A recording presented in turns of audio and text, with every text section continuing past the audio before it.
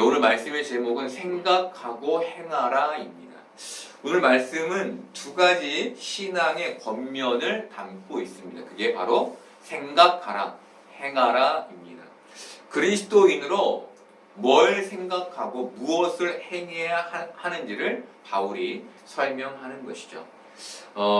오늘은 그래서 우리가 무엇을 생각하고 무엇을 행해야 하는지를 함께 나누어 보려 합니다. 먼저 바울은 8절에서 끝으로라는 말로 이 8절을 시작합니다. 바울이 앞에서 여러 그리스도인의 삶에 대해 설명했는데 이제 그리스도인으로 사는 마지막 당부, 마지막 권면을 너희에게, 빌립보 교인들에게 하겠다는 겁니다. 그 내용이 무엇에든지 참되며 무엇에든지 경건하며 무엇에든지 옳으며 무엇에든지 정결하며 무엇에든지 사랑받을 만하며 무엇에든지 칭찬받을 만하기를 바란다는 겁니다. 무엇에든지란 참된 것에만 참되게 행하는 것을 말하지 않습니다. 무엇에든지란 참되지 않은 것에도 참되게 행하는 것을 말합니다. 사람들은 자신들을 진실하게 대하는 사람들에게는 진실하게 대합니다. 하지만 자신을 거짓되게 향하고 속이는 사람에게는 똑같이 참되게 대하지 못하고 속이게 되죠. 그런데 이렇게 하지 말라는 겁니다. 나에게 진실되지 않아도 나를 속여도 너는 그 사람 앞에서 진실되고 참되라는 겁니다. 상대방이 너에게 참되지 않더라도 그 거짓을 넘어서서 참되라는 겁니다.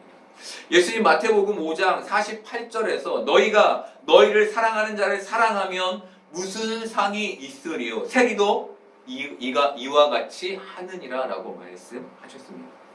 사랑할 수 있는 사람만 사랑하는 게 사랑이 아니라는 겁니다. 그건 세리도 한다는 겁니다. 너희는 사랑하지 못할 사람까지 사랑하라는 겁니다. 사랑의 범위를 넓히라는 것이죠. 이게 무엇이든지의 의미인 겁니다.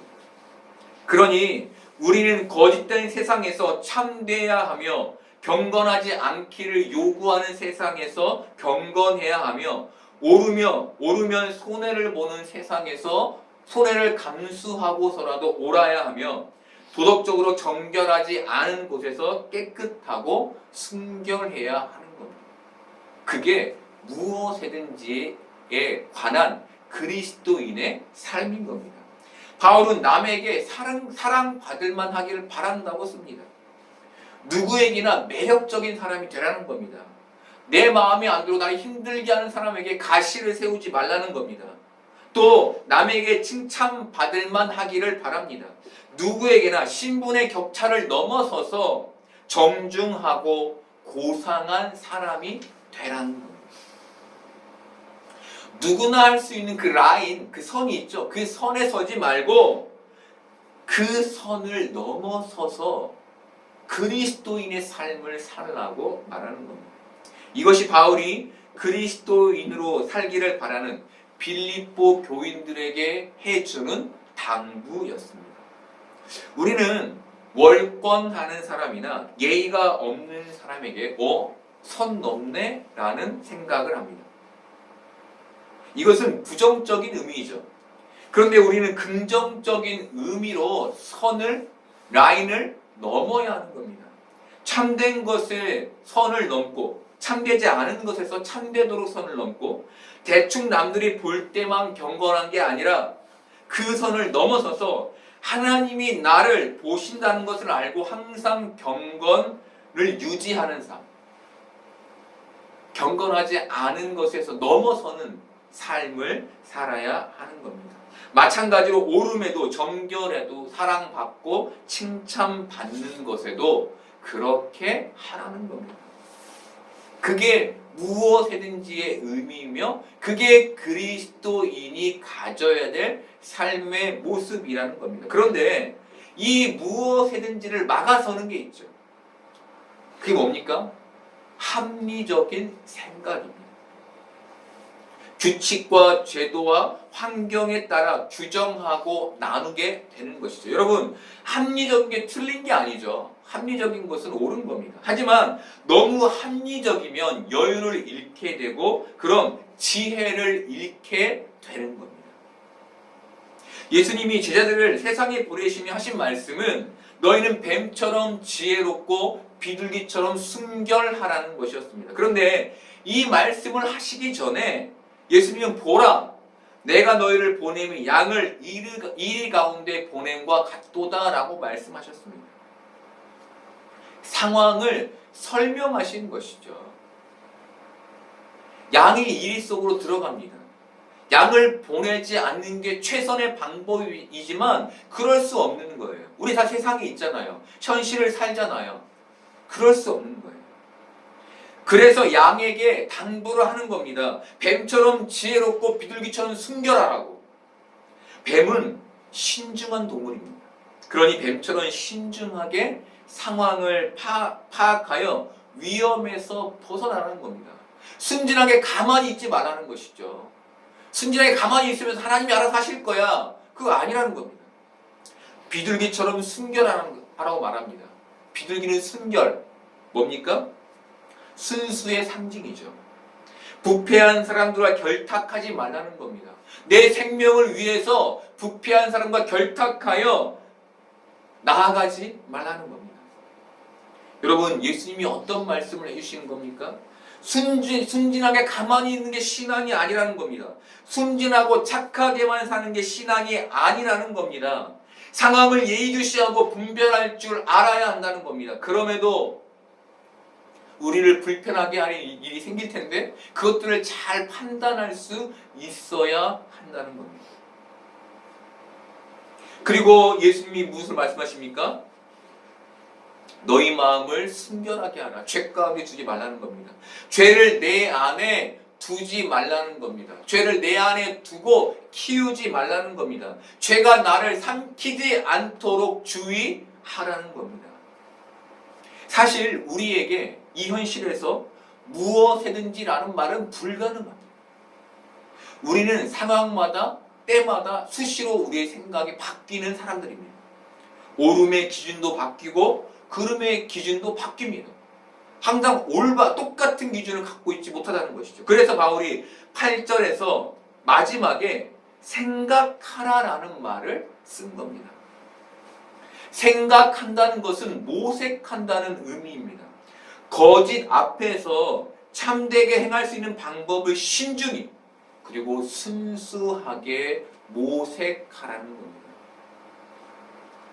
그리고 이때 우리의 생각과 우리의 방법의 기준이 되시는 분이 예수 그리스도가 되시는 겁니다.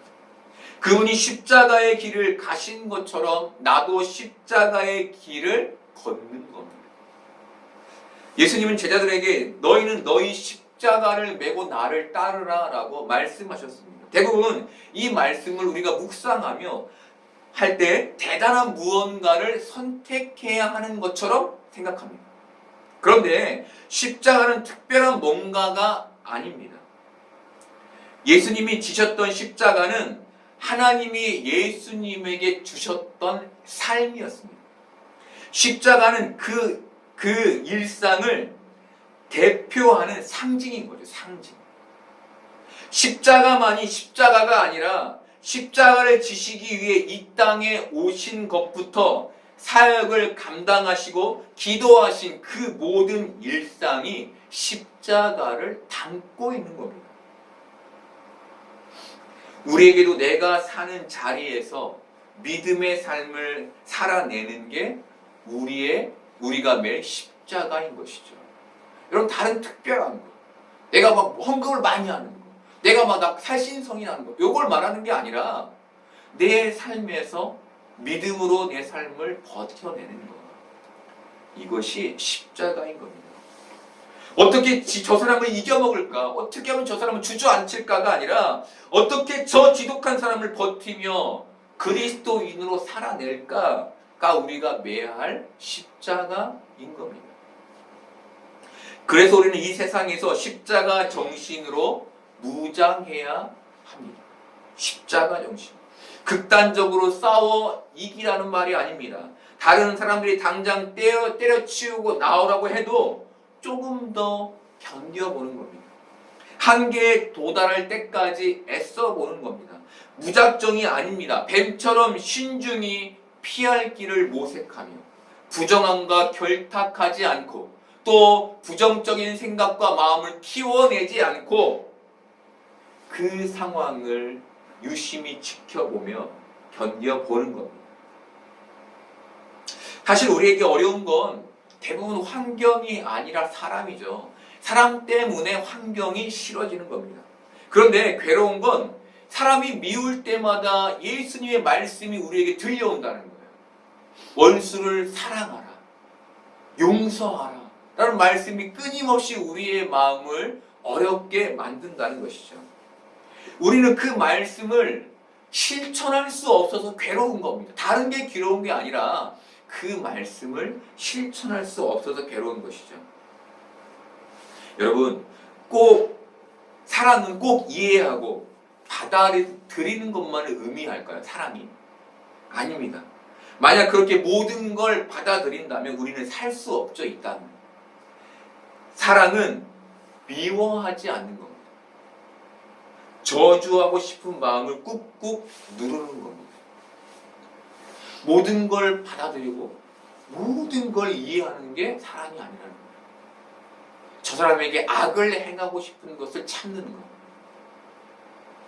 미워하고 저주하고 싶은 걸 참는 것도 사랑이라는 겁니다. 이것이 우리가 할 수 있는 최선일 때가 있는 것이죠. 바로 이 자리에서 버티는 게 십자가의 길인 겁니다. 예수님이 아무리 설교하셔도 변하지 않는 그 이스라엘 백성들을 위해 십자가를 지셨듯 저기 우리 눈앞에 변하지 않는 사람들을 저주하지 않고 미워하지 않고 인내하며 기다리는 삶, 이것이 십자가의 삶인 겁니다. 바울은 무슨 덕이 있든지 무슨 기름이 있든지 이것들을 생각하라고 말합니다. 덕은 도덕적인 뛰어남을 의미합니다. 기림은 도덕적으로 뛰어나서 듣게 되는 칭찬을 의미합니다. 너희가 덕스럽게 살아도 이것들을 생각하지 않으면 무엇이든지의 삶이 무너지게 된다는 겁니다. 너희가 아무리 애써 살아도 덕스럽게 살아도 무엇이든지를 생각하지 않으면 무엇이든지를 이룰 수 없는 삶을 맞닥뜨리게 되고 무너지게 된다는 겁니다. 우리는 기독교인이라는 명패를 가지고 세상을 삽니다. 이것은 사실 우리에게 족쇄와 같죠, 족쇄. 몇 년 전에 집 옆 도로 공사를 했습니다. 그때 집 앞마당에 고양이 사료를 비닐에 넣어 던지는 아주머니를 만나게 됐습니다. 그리고 저희 집으로 던지는 거죠. 왜 이걸 남의 집에 던지냐고 묻자 그분이 가장 처음 한 말이 여기에 사람이 사나요? 였습니다. 그리고 두 번째로 한 말이 여기가 교회라던데 교회 아닌가요? 였습니다. 자신의 잘못을 가리기 위해 교회라는 단어, 기독교인이라는 단어를 그들이 이용하는 것이죠. 교회면 이해하라는 겁니다. 교회면 참으라는 겁니다. 그런 기준을 들이밀며 그 싸움에서 이기려 하는 겁니다. 그러다 보니 기독교인들 중에 자신이 기독교인이라고 밝히는 것을 꺼려하는 사람들이 생겼습니다. 기독교인임을 밝히면 자신의 말과 행동에 제약을 받으니까 아예 밝히지 않겠다는 겁니다. 다른 사람과 싸워야 할 때 정당한 것을 요구할 때 큰 소리를 내지 못하니까 밝히지 않겠다는 겁니다. 나도 저 사람과 같이 싸우겠다는 것이죠. 여러분, 내가 기독교인인지 아닌지를 밝히고 밝히지 않고는 중요하지 않습니다. 중요한 건 내 안에 십자가 정신이 있냐는 겁니다. 저 사람 앞에서 내가 참된 길, 옳은 길, 정결한 길을 선택할 수 있냐는 겁니다. 십자가의 길을 걷기 위해 무엇이든지를 생각하고 있냐는 겁니다. 생각한다는 건 굉장히 힘들고 괴로운 과정입니다. 그러면서 바울은 그리스도인으로 살기 위해 치열하게 이 문제를 붙들고 생각하라고 말하는 겁니다. 치열하게 붙들라는 것이죠. 문제의 답이 쉽게 내려진다면 치열할 필요가 없죠. 생각할 필요가 없습니다. 하지만 이 문제는 쉽지가 않습니다. 이 현실에서 부딪히는 문제는 쉽지가 않아요. 짧게는 수일이 걸리고 많게는 수년, 수십 년이 걸리기도 합니다. 이 한 가지 문제가. 그런데 이 믿음의 과정이, 이 고민의 과정이 우리를 그리스도인 되게 만드는 겁니다. 우리가 이것을 포기하지 않을 때 우리가 점점 그리스도인 되어 가는 것이죠. 바울은 로마서 12장 20절 21절에서 이렇게 말합니다. 내 원수가 줄이거든 먹이고 목마르거든 마시게 하라. 그리함으로 내가 숯불을 그 머리에 쌓아 놓으리라. 악에게 지지 말고 선으로 악을 이기라. 나에게 원수였던, 그런데 너무 강해서 내가 감히 안을 수도 없고 수용할 수도 없어서 상처받고 고난 속에 있었던 그 사람이 후에 공경에 빠질 날이 온다는 겁니다. 이때 그를 먹이고 마시게 하는 게 악에게 지지 않고 선으로 악을 이기는 삶이라는 겁니다. 네, 그렇게 사는 걸 봤더니 그렇게 될 줄 알았다. 아이고 고소하다. 이게 아니라 그를 찾아가서 위로하라는 겁니다. 이게 말씀을 숯불을 그 머리 위에 올려놓는 행동이라는 거예요. 말씀에서 숯불은 정결과 거룩을 의미합니다. 우리가 그를 위해 그를 위로함으로 숯불을 그의 머리에 쌓아 놓으면 그 원수가 마음의 찔림을 받고 하나님께 회개하며 하나님께 돌아오게 될 날이 온다는 것이죠. 다르게 말하면 뭡니까? 그가 그리스도인 될 수 있게 한다는 겁니다. 여러분, 누군가를 그리스도인 되게 하기 위해 우리는 치열하게 그리스도인이 되기 위한 노력, 그리스도인이 되기 위한 생각을 해야 하는 겁니다. 며칠 전에 캐나다에서 목수로 일하는 형으로부터 연락이 왔습니다. 그 형은 일터에서 목공 디자인을 전공하고 캐나다 사람들에게 그 기술을 아무 대가 없이 전수해주는 삶을 살고 있습니다. 이 형이 캐나다에서 목공을 전공하고 이 기술을 아무 대가 없이 나누게 된 것은 선교사의 마음으로 캐나다 땅을 밟았기 때문이었습니다. 그런데 이 형이 제게 했던 말은 고마워하지 않는 사람들에게, 나를 이용해 먹는 사람들에게 나의 것을 공유하는 게 쉽지 않다는 것이었습니다. 그래서 선교의 마음을 잃지 않기 위해 치열하게 살아계신 하나님을 붙잡기 위해 애쓴다는 것이었습니다. 살아계신 하나님을 치열하게 붙잡지 않으면 이 험한 세상에서, 나를 이용해 먹는 세상에서 그리스도의 마음으로 살 수 없으니까 그 하나님을 치열하게 붙잡기 위해 애쓴다는 겁니다. 하나님의 살아계심을 치열하게 붙잡지 않으면 끊임없이 나의 것을 나눌 수 없고 사람을 챙길 수 없고 세상의 현실에서 거짓되고 이기적인 사람들을 만날 때 이길 수 없으니까 늘 치열하게 하나님을 붙잡기에 애쓴다는 겁니다. 이것이 무엇이든지의 삶인 겁니다. 여러분, 우리는 우리의 신앙의 영역을 이 교회에만 국한하는 게 아니라 무엇이든지로 확장해 갈 수 있어야 하는 겁니다. 그렇게 신앙을 생각하고 하나님을 생각하고 그리스도인의 삶이 무엇인지를 생각해야 이 땅을 그리스도인으로 살 수 있는 겁니다. 여러분, 그리스도인이 우리의 정체성이죠. 근데 우리가 이 정체성을 잃어버리면 우리는 하나님의 자녀의 삶을 살지 못하는 겁니다. 바울은 이 얘기를 빌립보 교인과 우리들에게 해주는 겁니다. 이제 바울이 어떤 얘기를 합니까? 너희는 내게 배우고 듣고 본 바를 행하라 라고 말합니다. 배우다는 교훈을 말합니다. 교훈. 듣고 본 바는 바울의 삶과 말을 말합니다. 이제 내가 너희에게 말한 교훈과 너희가 보았던 나의 이 삶과 말을 따라 행하라는 겁니다. 머리로 아는 것으로는 온전한 그리스도인이 아니라는 겁니다. 행해야만 그리스도인이라는 겁니다. 여러분, 사랑할 수 없는 사람의 특징이 있죠. 제가 6가지로 정리해봤는데 이겁니다. 첫 번째, 이들은 말을 안 이쁘게 합니다. 참 말을 거슬리게 합니다. 두 번째, 이들은 남의 말을 듣지 않습니다. 자기 생각만을 가지고 일합니다.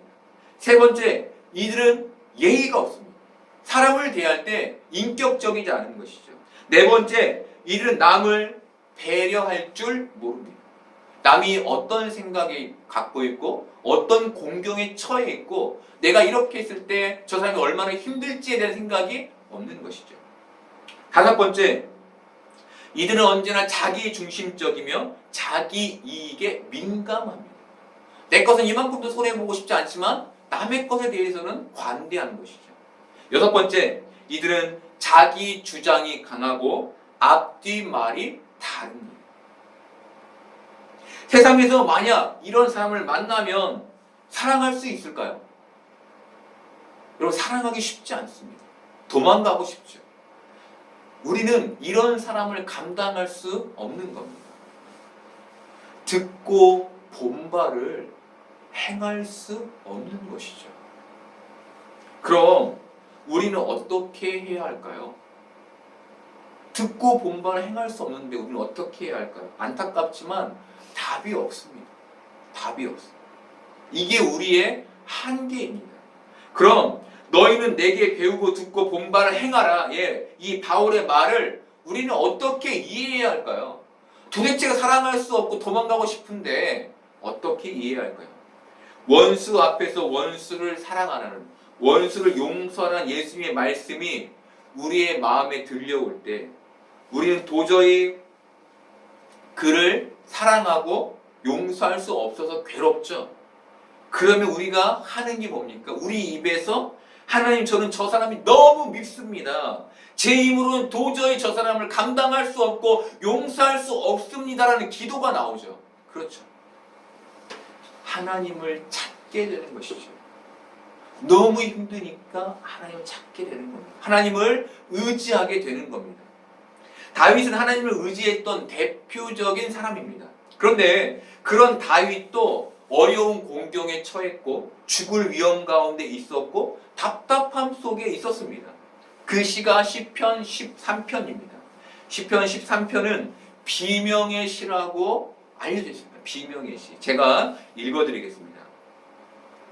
여호와여, 어느 때까지니까 나를 영원히 잊으시나이까? 주의 얼굴을 나에게서 어느 때까지 숨기시겠나이까? 나의 영혼이 번민하고 종일토록 마음에 근심하기를 어느 때까지 하오며 내 원수가 나를 치며 자랑하기를 어느 때까지 하리이까? 여호와 내 하나님이여, 나를 생각하사 응답하시고 나의 눈을 밝히소서. 두렵건대 내가 사망의 잠을 잘까 하오며 두렵건대 나의 원수가 이르기를 내가 그를 이겼다 할까 하오며 내가 흔들릴 때 나의 대적들이 기뻐할까 하나이다. 나는 오직 주의 사랑을 의지하였사오니 나의 마음은 주의 구원을 기뻐하리이다. 내가 여호와를 찬송하리니 이는 주께서 내게 은덕을 베푸심이로다.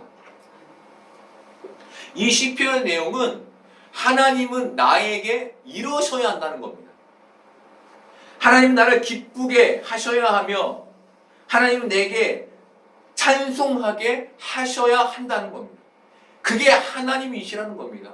다윗이 하나님께 따지는 겁니다. 하나님은 그런 하나님 아닙니까?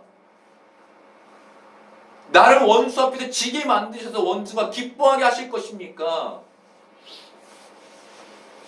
박영선 목사님이 이 시편에 대해 이렇게 말씀하셨습니다. 이 기도의 시작은 기도자가 해결할 수 없는 난관에 부딪혔기 때문에 시작된다. 평안한데 이런 기도를 할 수 없는 거다. 내가 해결하고 쉽게 넘어가고 내가 양보하는 문제였으면 이런 찬송시가 나올 수 없었을 텐데 도망갈 데가 없어서 해결할 수가 없어서 나온 거다. 내 문제가 하나님 문제입니다라고 가서 싸우게 되는 거다. 하나님, 내 인생, 내 현실, 내 운명을 내가 다 책임질 수 없으니 하나님이 책임지셔야 하지 않겠습니까? 하나님 뭐 하고 계십니까? 라고 하나님께 아우성을 칠 수 있게 하는 것은 우리 삶의 위기이다. 여러분, 듣고 본바를 행할 수 없어서 우리는 기도해야 합니다. 우리의 인생에 큰 위기가 찾아옵니다. 그 위기를 하나님이 왜 주실까요? 우리가 쉽게 넘어가고 양보해서 넘어가면 하나님을 찬송하는 그 삶, 하나님을 의지하는 그 삶을 살 필요가 없기 때문인 것이죠. 여러분, 우리가 위기 가운데 나를 이 구렁텅이로 몰아넣으셨으니 내 인생 책임지시라고 하나님께 기도할 우리가 되어야 하는 겁니다. 그러면 평강의 하나님이 우리와 함께 하신다는 겁니다. 불편한 마음의 평강이 찾아온다는 겁니다. 여러분, 우리는 한계를 가지고 있습니다. 하지만 바울은 그 한계 속에서 치열하게 하나님을 붙잡고 생각하라고 말해줍니다. 그렇게 우리의 생각과 걸음이 무엇이든지를 향하라고 말해줍니다. 우리의 생각이 무엇이든지를 향하고 우리의 걸음이 십자가의 길을 걸을 때 우리는 평강의 하나님을 만나게 되는 겁니다. 그런데 우리의 마음이 십자가의 마음을 거부할 때 우리는 내 인생을 책임지시라고 하나님께 기도하며 평강의 마음을 얻을 수 있는 겁니다. 내가 행하지 못하지만 나를 사랑하시고 나를 책임지시는 그 하나님께 나의 생명과 나의 삶을 맡길 때 그분이 우리에게 평강을 허락하시는 것이죠. 여러분, 이 세상에서 그리스도인으로 살아간다는 게 너무 불편하지만 이 삶이 참으로 우리를 그리스도인 되게 하는 복된 삶으로 이끌고 있음을 기억하기를 바랍니다. 그래서 평강이 하나님과 함께하는 여러분들 되기를 소망합니다.